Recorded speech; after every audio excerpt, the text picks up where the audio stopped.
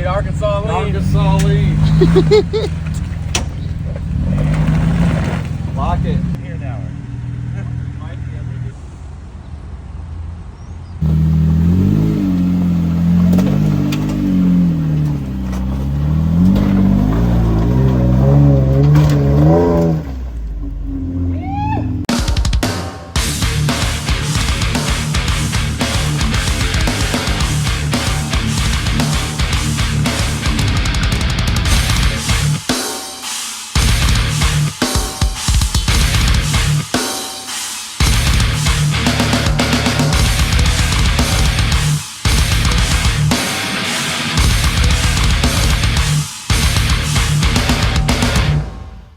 Yo, what's up guys? Thanks for checking out the video. Today we're finally gonna dial in the rear of the truck, the rear suspension. It's all gonna be done. We have a bunch of new parts. So we finally have the Dobinson 14-inch long travel smoothie shocks here. So these are the first ones that I know that will be in a video, I think. So we're gonna put those on the truck. Definitely the first ones that are going to be in this Archive Garage shock relocation kit. So in addition to those shocks, we're going to be doing the Archive Garage, turn this light on, Archive Garage hammer hanger install, and then this is the high clearance cross tube. I'm going to work on this first. This is going to take a while to get the stock hangers off. Here is the Dobinson. So this is a 14-inch. Look how freaking massive this thing is. What can I have for scale? I mean, this is like a decent sized cup. Like, huge, right? And then the resi is down here. It's finned. The exterior's finned. Very cool. I'm also told by Dobinson that these are not valved like the MRR, so they're slightly different. So we'll just kind of have to play with the settings and see, you know, obviously I'll give you guys like an update how they ride and stuff like that. But I want to document just a little bit of this install. I'm not going to do a step-by-step install. There's several on YouTube of how to do those hammer hangers.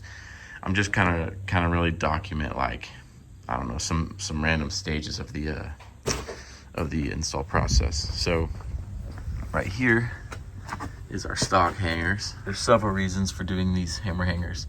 So for one is strength. These are just really flimsy. They're just kind of spot welded or whatever this is called, riveted on here. And then they just flex a lot. Like the frame is a C-channel, and then you have these stock hangers, and so they're just kind of flimsy. And then the new hangers will also give you better travel, better droop, and it's just a lot tougher too. So under here, I mean, you can catch on rocks right there, you can catch on rocks right here. The hammer hanger has these cool sloped angles on it, so you can kind of drag across rocks and stuff. With my setup, with all this weight and everything, it's just gonna be so much better. And then the last main thing this kind of does is improves ride quality, like dramatically, especially when you have that high clearance cross tube, because it braces these two shackles together. And so the rear end becomes way more stiff. It's just gonna feel so much better. So this is a way overdue upgrade for me personally. I should have done this a long time ago just because of my setup, but nonetheless, we're getting into it. So yeah, that's a lot of work. And then I got to put in the Dobinsons shocks, but it makes sense because the shocks kind of go hand in hand with, you know, what I'm doing on the jack stands and stuff like that. I don't know if I'm gonna finish today, and that's the beauty of like having a daily driver. I got this car here, so I can actually leave this on stands and finish it another day. Very, very excited to finish the whole rear of this truck. Okay, just pausing to give you guys a little update here. Truck's on jacks, obviously, and the axle's supported. It's actually at full droop right now. And for those that don't know, this is actually a 12-inch shock, but I have the axle tabs and the Archive kit, you know, welded for the 14. So when I put that new Dobinson in there, it's actually going to cycle and travel like it's supposed to and like it's set up. But there's actually a really important thing I want to show you guys right here, and I've actually kind of gone back and forth with Eric at Archive and Dobinsons about this. So there's an issue with this leaf spring, particularly on the Dobinson 112s.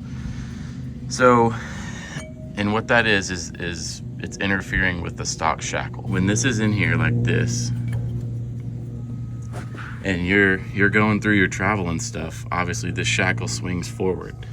Now what happens is on this particular leaf pack, it can go forward so much that it actually contacts this on both sides, and you do not want that. That's really gonna tear up your shackle. That's gonna tear up your spring. That's just not good. I mean, it's just not a clean cycle of movement. A lot of other springs,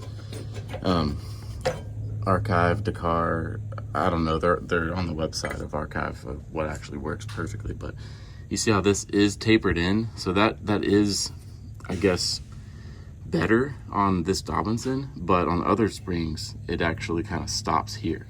So the second leaf just stops there and you have complete, no binding scenario. What I'm actually gonna do is get a grinding wheel in here and grind this down pretty good. At least to get rid of this edge so it doesn't snag. Maybe it'll glide if it does contact. Hopefully it doesn't. But I just want to show that to you guys. And then this right here, again, is that stock shackle. Look at the gouges right there. Okay, you see those? So we don't want that, and that's just with the stock shackle, with just regular Dobinson 112s. So now we can get in here and start working at some of these. So this is the stock one, and this is the Archive 3.6. So a lot beefier, as you can tell. And these are the greasable poly bushings. There's a Zerk fitting right there. But this is, got gussets and stuff. It's a lot stronger than this thing. Okay, another update. So as you can see, a lot more pieces and parts are out. So it's just like, I find whenever I have a custom part and then I put on another custom part and another custom part, it's just a total nightmare. So I realized I have to take these boxes off to be able to get all the clearance I need to get these hangers off. Otherwise I'd be fighting in this tiny little 4-inch space, and there's no way I'm doing that. Luckily there's only a few screws on the dirt box under this extrusion stuff. Not too bad. I have an air chuck running back here, so I had to disconnect that. There's just a bunch of crap. I'm just gonna yeet that.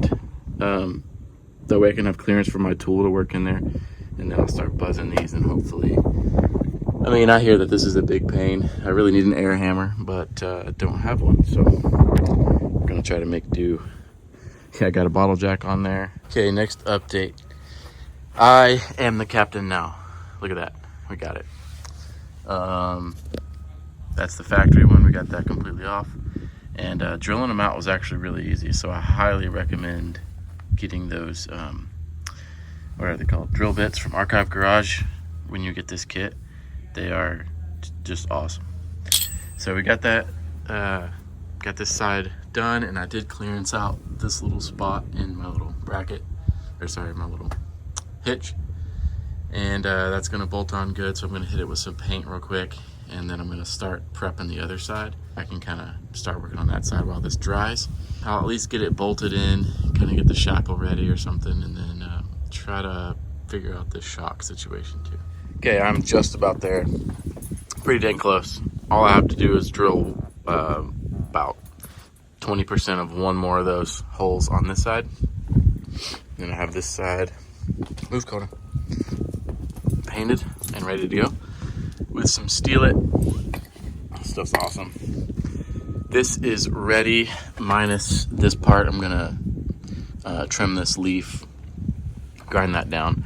But these boxes that I took off, they actually are contacting that, which really, really sucks. Man, I think I'm gonna have to cut into this and notch this out somehow, and then worry about sealing it somehow. Obviously, like, I'm the first one doing this combo that I'm aware of, with the dirt box and the Archive hangers. Oh, also, what I learned that's way, way, way, way better is just drill these out. Don't even waste your time grinding the heads off and doing all that. It's more effort to actually do the drilling. You got to really press in onto the drill. But we got the shock out. That was a major pain, just because I have this tray up here. It's hard to get the bolt in there. It's hard to get a wrench on the back there. I did shave my leaf springs here. You can see that. I shaved those to hopefully clear the shackle when it droops. We got both sides prepped, ready to go. I still have the shock over there, but I'm doing this. I'm gonna try to do this like this entire side at once. And then right over here, I have a comparison for you. This is the 14-inch Dobinson and the 12-inch Fox. I mean, that's very long. Like, that is, the body itself is longer. You can tell there, and then the shaft is a lot longer too. I think this is gonna be really interesting to get into the mounts. It's the next day, and we have both shocks in and mounted and ready to go. Looking amazing. So I was able to just use the factory Toyota jack right here and just jack the shock up through the mount and get it in place, put a bolt in it. And once I figured it out, it wasn't too bad. The hose situation is a little bit just strange. So, I mean, this hose is longer than that Fox one. And, well, first of all, this hose has the best fittings ever. I absolutely love these. I love them on my shocks, my other shocks, and they carried them over to these. So it's a 360 this way and 360 this way. So it's like you can mount this thing anywhere. But I found that this is going to be the best option for me. You can see the cutout in the Archive Garage kit. For like a Fox shock or a King or something, it's like fixed up here. So it comes out and it naturally kind of, you know, gets in that void and kind of goes back here. But I have extra. It's not an issue. I think I might just like put a piece of rubber back here and like loosely zip tie it to the top of this or something like that. But it is, if you look this way, you know, it's not any longer than the shock body, so I'm not going to be hitting anything. I could do this, but then it rubs right there. I mean, I could put rubber there. I just don't know how I feel about that. It looks kind of ghetto. So I don't know. We'll figure that out. I'm not worried about it. But they're in there. And something cool about these little logos. Let me show you on this other side. Sorry, I know it's like insanely windy. So it's kind of like an extrusion on a roof, or what the heck is it called? A roof rack. So these little teeth right here, you can actually move this logo wherever you want. So because I have the resi going down like this, my logo was like back here. So I took it out and moved it. But it's a pretty sweet touch. You know, you can just put that wherever you want. So I'm going to zip that thing down. You know, like I said, I'll figure out this situation. It's there's some hard edges on this Trail Gear hydro bump. So obviously I don't want to like make it sit there and rub. So I'm going to figure something out. Like I said, I might, I don't know, loosely do a zip tie or something. I'm going to go about putting the leaves back where they go. And then the last part of this is going to be notching out this box. Kind of what my plan is, once I notch this box out at the very end, I got some of this flex tape, and I've used this before. Obviously this isn't like, you know, the way you want to do it is like weld it back and everything, but I can't aluminum weld or weld for that matter. So I'm going to do this and put a piece on the outside and the inside of where I notch this box out. I am a total, you know, function over form, so it's going to function just great. It just might look kind of goofy once you, I mean, you kind of have to hunt for it, so I'm not too worried about it looking terrible. But yeah, man, other than that, I mean, this is really coming together now. So these boxes I mentioned, I have to cut them and clear them. There's just no other way. But we got everything in, everything's tight. I'm going to torque it in a little bit once it's on the ground. I actually don't know if that matters because I do have poly bushings in there. But anyway, shocks are in. The Archive cross tube is in. Check that thing out. It is mega beefy. We got our brackets there. Looking great. And then I'm just prepping this other box to cut it. I got it outlined. Yeah, you can tell right there where it's the factory bolt was hitting there on the shackle. So we're gonna cut this and hopefully alleviate, I mean, that's a good 1 3/4 inches right here that we're gonna cut. Okay, we're finally done. Minus like an actual flex test, and then we'll probably have to adjust the bumps and stuff. But everything's on, everything's torqued. Pretty happy with it. So I'll walk you through the final look, I guess, of everything before I put the wheels on, so you can really get in there and look at it. So this is this axle is fully drooped right now. Actually, that's a lie. It's fully drooped on my jack, so it could probably go more.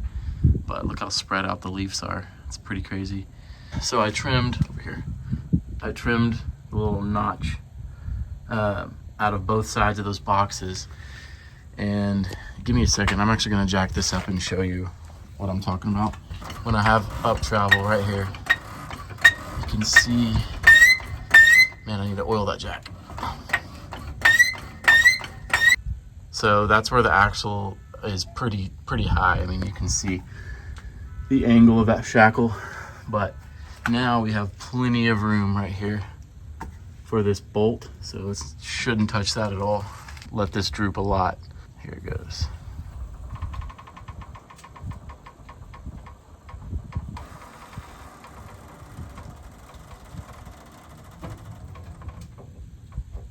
Pretty sweet. So there it is, fully drooped. And then you can't see it, but I put some more tape on that side